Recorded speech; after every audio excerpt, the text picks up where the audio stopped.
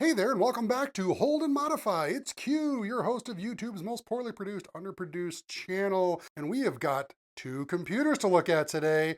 Two completely different computers. My oh my.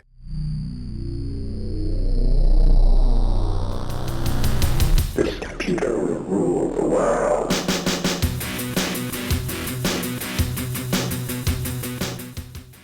The Amiga computer. Yeah, this is the system that a lot of us old timers just rave and rave about. You see them show up on eBay for ridiculous sums of money. It's absurd, really, when you think about it. But hey, value is in the eye of the pocketbook, I guess, whoever's willing to pay. And it's just been getting more and more impossible to get these computers. The system you're looking at right now, as configured, I mean, it's probably close to around $4,000 at eBay pricing. If you realistically tried to sell this system, you might get 2,500 for it, in a local swap meet, whatever, of old retro computer goodies, because people are always looking for the big deals there. But, that's the price range. That's still an astronomically high price range. And why? Well, it's a stock Amiga 3000, but it has a Amiga board in it, which does take a notch down from its originality, I do admit. The Amiga board still uses all the original Amiga chips except for the memory, and the kickstart area is a little different, but it's basically the same computer. There's no FPGAs in there doing weird stuff. It's all legit. It also has a Phase 5 68060 at 50 megahertz with 128 megs of RAM. And then it also has a gotta go fast 256 megabyte fast RAM expansion module in it. And lastly, yes, a Picasso 4 card with 4 megs of video RAM. I said lastly, but there's also a network card in here as well. So now it's got here's your Amiga with 411 megabytes of fast memory. It is super quick. It's one of obviously if you look at the desktop here, you're gonna see some very familiar tools of the 3D, 2D artist, the creative type who owned the Amiga, especially the big box Amigas, a lot of creative type, especially here in America. This was the go-to machine for getting the work done. And for some of us, it still is. But then over here to the right, yes, we have your standard laptop. And you can pick these suckers up for around $500. They come with 4 cores, 8 threads. This one has 16 gigs of memory, a half gig M.2 type drive in it. All of that is upgradable, but you don't need to. You get a purpose-built laptop that's going to be, hey, this is the Amiga I can afford, right? And of course, it's not just an Amiga. It can emulate all kinds of things. It can even play modern games. But my point was to kind of give you guys an overview of these, see what these are like, and then I'm going to dive into each of them to give you some numbers and see the differences here. I mean, obviously, we all want this, right? But this is really expensive. This is still an awesome experience. It's a great way to experience what this crazy computer was all about and do it at speeds either the same as this or much, much, much, much faster than this, all while having the same compatibility. Honestly, both of these machines right now are essentially a mirror of each other. So let's go ahead and get in here and get a closer look at what these guys are doing. Well, here we are back with our very familiar Amiga. Yes, we are on our laptop. We've got a whopping 275 megabytes of memory. I think that's pretty awesome. We could have more. We actually have less than what's over on the real Amiga 3000 next to me. But yeah, we can run all of our awesome software. We got View, Eyebrows, it fires right up and can do all of the things. We're not going to be doing any web browsing in this video. I've shown that plenty of times, but I just wanted to show some software and to show you how quickly or not quickly maybe emulation handles it. If we go into work though, we can see the meat of it. We want to get right into it. Let's jump into sys info. So as you see here, we have our 68040. That's what this emulator is currently set up to run. If you want to get more speed out of it, you could set it to a 68060, and that would actually be better matched to the real Amiga sitting to my left. But for now, it's at 68040 because I did want to just show you a couple different systems in this emulation without going into a big deep dive because we've done that plenty of times before. Yeah, I mean, a 68040 should be fine. That gives you all of the support that you need. Remember, most software didn't even support the 68060 when it came out. So you had to get like optimization patches and well, those are always hit and miss. So let's just do our speed here and figure out what we're going to get. It's going to be pretty fast. I think you know that. And yeah, sure enough, we're looking at a speed of 1800 for the MIPS and 939 for the MFLOPS. That's insane. If you look at the chip speed versus A600, that's also through the roof. It's just ridiculous. And yes, being an emulation, that means we are running JIT or JIT. And JIT is really, the true magic in making all of this stuff on the emulation side extremely fast. But we can make it faster. Here we go. Let's go ahead and smash that speed button and boom, 4,000 MIPS. 4,000 MIPS and 900 MFLOPS. Yeah, so I went ahead and set it to 68060 instead of 68040, I know I talked about it. I wasn't going to do it. I just couldn't resist. I'm a 3D guy. I like speed. I'm addicted to speed. VistaPro is a great program. It's like one of those amazing landscape generation programs that does beautiful images. But I figure, I'm not going to do a complete walkthrough of VistaPro. I just wanted to show us the power of this emulation. And for those of you familiar with this software, it can take a long time to render a landscape, right? But we're going to go ahead and just crank everything to ultra because we don't care. We've got the power of the amazing laptop, this virtualized fold and go Amiga. That's what I'm going to start calling it, I think, from now on. It's a fold and go Amiga, an Amiga you can take with you. But of course, it can do more than just Amiga stuff. I don't want to overemphasize that. It's not just an Amiga. You can put any kind of emulation on it. And but for now, let's go ahead, since we are emulating it's Amiga 4000 with the AGA chipset, we can do ham8 and high-res interlace and all that good stuff. So let's go ahead and do that. And as I click the render button here, see how fast that's going right there? That has to get to 256, right? That's when it's done. When it gets all the way to 256, it's done. We're doing a 640 by 400 image with ultra settings. I mean, that's ridiculous. Boom, there you go. We've got our trees. We've got our very much Bob Ross happy little trees in the foreground. Now Bob always likes to draw trees over the front of his paintings. When he gets done, he has all this beautiful stuff going on in the background, and then he's just like, boom, he puts trees in front of the camera, right? Well, here you go. VistaPro, we're giving a nod to Bob, I guess, with our lovely trees right in front of the camera. Any of you guys know that, I mean, by today's standards, you look at this and you laugh. Back then, being this close to anything with this many trees and this many details in the polygons, man, that was absurd. This emulation just rips right through it, as you expect it would. That's VistaPro. It's quick, guys. That's just one of the polygon crunching pieces of software that can take advantage of this ridiculous speed. Obviously, this speed is rather useless in video games, but for the creative types who are looking to, jam out some stuff, this is one of the things you can do. But now let's go ahead and run back over to my happy, warm, cozy little blanket of Lightwave. Yes, Lightwave. And what I thought I would do here is load up the last Starfighter scene. This has been a very popular scene. Everyone really likes the last Starfighter spaceship, and it does actually look pretty good. And I had a lot of fun making this. By the way, this is my own little ad for myself. If you're new to this channel, yes, we use old software, like 30-year-old software on these old computers, the Amiga, and I create 3D art. That's what I do. I love creating 3D pixel art or 3D old animation art using this old software. I like the challenge. And if you go over to my website, you can see I've got tons and tons of videos with all that stuff on it. I also have a lot of videos on this Amiga platform. So if you've never heard of it or you want to see what you can do for it or with it, I've got all of that there. And you'll see here, I've got old videos going over how to do it. Cards you can buy, upgrades and things you can buy, even new stuff that comes out for. Yes, there's actually new hardware coming out for this 30-year-old software or hardware platform. It's really, really wild. Back to my Lightwave here. We're going to do this. I'm not going to touch any of the settings. I'm loading the scene up just like I did in the video. I actually did a benchmark of this already in another video and in a post. You can go check that out where I compare it against a bunch of other systems. I compare it against the Mac emulating with parallels and crossover. I compare it to the Windows version of the very same version of Lightwave, version 5.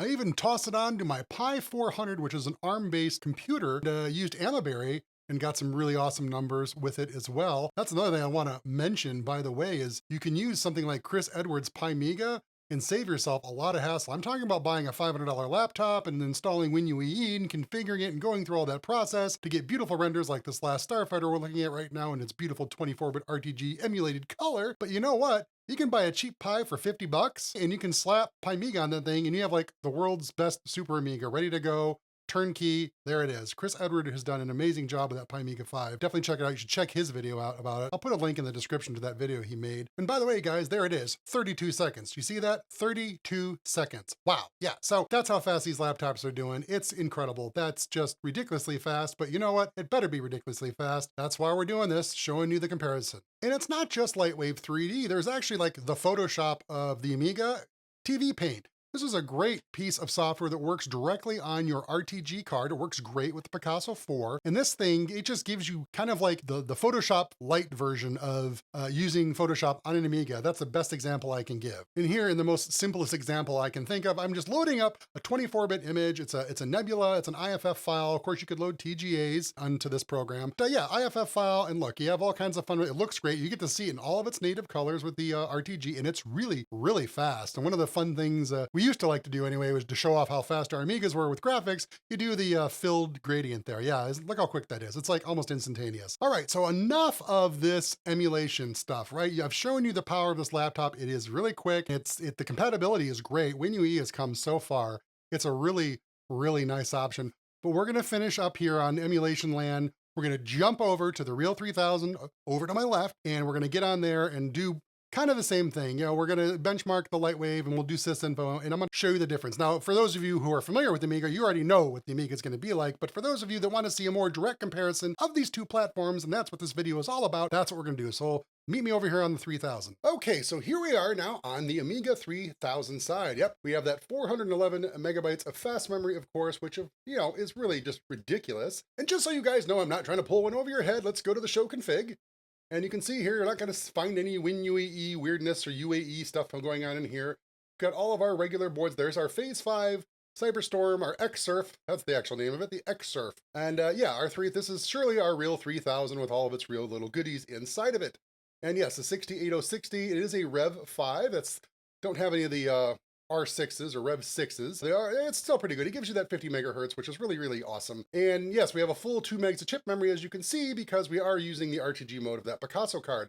You will notice one key difference with this install versus the one I have on the laptop. The laptop is 3.2.3 and this is 3.2.2.1. And you may be wondering, how am I getting such a clean capture of this 3000? It does look pretty good. I'll try to make it look as good as possible. It is only a 720p being scaled up to whatever device you might be currently watching on. And so what I use is I have to split the video output coming from the 3000. So it's very, very important that you use big, chunky, thick VGA cables. The thicker, the better. That way it reduces any kind of interference. Remember, VGA is an analog signal. I then take that signal from the 3000. I go into this Trip Lite 2-port VGA SVGA video splitter. One goes out to my monitor, my Dell monitor, and the other one goes out to this little converter box, which takes the VGA and converts it to HDMI. And then from there, we go into the computer at last through this HDMI to USB Type-C converter, where OBS can capture the footage. So now that we got that part out of the way, let's run over to sysinfo. And as you can see, this 3000 does have a little bit extra installed on it versus the emulated one, because yes, I do actually use my real Amigas quite a bit. I'm fortunate enough to have them. I really appreciate it, and I do like firing them up. And here we are, as you can see, the full 3000 with its 060, and we'll go ahead and check out the boards. And again, here you can see all the expansions in here. This is very similar to what we just saw with the show config. If we go to memory, some of you might be interested in the memory. That's the 128 megs of RAM that's on the Phase 5 accelerator, the 16 megs that's on the original motherboard, and then the 256 gotta go fast expansion memory right there. Click the speed button and off we go. So as you can see, not 4,000 MIPS and 1,000 MFLOPS, around 40 and 28. Still extremely respectable, and this is a very fast original Amiga. The kind of Amiga that when I was doing this back in the day, I would have dreamed to have. I really wanted this. I had a 25 megahertz 68040, and I really did appreciate that over the stock 030 for doing the kind of work I do. And I have to be conscious of, I know a lot of you use the Amigas to play video games, or you might just use 2D painting programs. And when I say the word just, I don't mean to sound dismissive of 2D art. 2D art is beautiful. It's some of the most gorgeous artwork I've ever seen, but it doesn't really require the horsepower that 3D rendering requires, whether it's Lightwave or Vista Pro or Scenery Animator or any of the other number of programs are out there. World Construction Set, there's tons of 3D programs out there, and they need the raw CPU power. Before we go back into Lightwave, just to do that quick speed comparison, let's take advantage of some of the other software we have installed on here. Well, we do have Final Writer. Now, I know some of you might be thinking, well, Q, Final Writer, that doesn't really need a 68060 now, does it? Well, of course not, but we can go ahead and crank up the colors here. And in this case, we're gonna be using the RTG, which is the workbench screen. They're nice and speedy, really high resolution, nice and clean. And yeah, of course, you can come in here and import some of these amazing graphics here. We go, well, let's import the Fisherman. Here we go, look at this guy. These are EPS graphics, still pretty chunky because they're old files, really small files. I'm not sure how much of a workout this is for the 060. You might get the same type of results even with an 020. Yeah, I just wanted to show something different. I mean, looking at this right now, having just fired this up to show you guys, I'm like, wow, I actually miss this program. It looks good. It's a good looking writing program, and it's just not so bloated out the way we're so used to now with all of our web-based type Microsoft Word stuff. My goodness. Final Writer, awesome. Love that program. I miss it. I'm probably gonna want to use it now. Oh boy. Let's see what else we have on here. I already showed you eyebrows. We've got, oh, good old Deluxe Paint. As you can see, you have Picasso modes available in this Deluxe Paint. How is this possible? Well, you could have done this back in the day, but it didn't really work. It was just a giant, horrible mess. Thanks to iComp, those guys over there, they have been updating the Picasso 96 driver and adding new features to it. And one of the things it can do is give you more compatibility with old programs like Deluxe Paint. You can actually have Deluxe Paint open up on a Picasso card and sort of use it. It's not 100%, not everything works. At least it's an option. It's fun to play around with it. And if they keep upgrading it and addressing it, who knows? But I'm gonna go ahead and just open up a standard NTSC ham lace, and then we can see our beautiful Deluxe Paint here. I know, it's amazing. I'm no 2D artist, guys. You know that all I do is draw circles and lines, and then I can come over here and say, load a picture, and pretend that I did something amazing. There it is. Look at that. Origami birds. Keenan, you're amazing. 1991 he did. This is a great example. Actually, it's really interesting that I just randomly picked this image because this is amazing 2D artwork, but it's also 3D artwork. So you're seeing a combination of 3D and 2D, two mediums being brought together to create something as awesome as this. This is just an amazing image. Sometimes I wish, I don't want to rip an artist off, but it'd be fun to recreate this in 3D and actually bring it to life. There's even a third medium in here, right? We have a fractal generation he's using. So he's got a fractal program in there. He's got the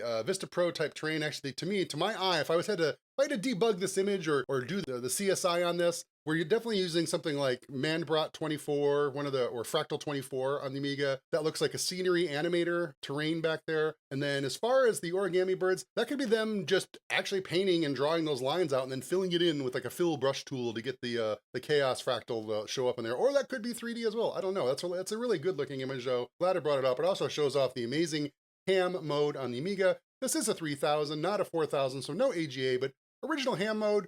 Yeah, with all of its fringing that you can see around the crosshair here. For you guys who are not familiar with the Amiga, no, that's not video capture artifacting. All that little horizontal zippery line things you see around my cursor here, that's ham fringing. That's because the good old hold and modify is going in there and doing its thing to give us all these amazing colors.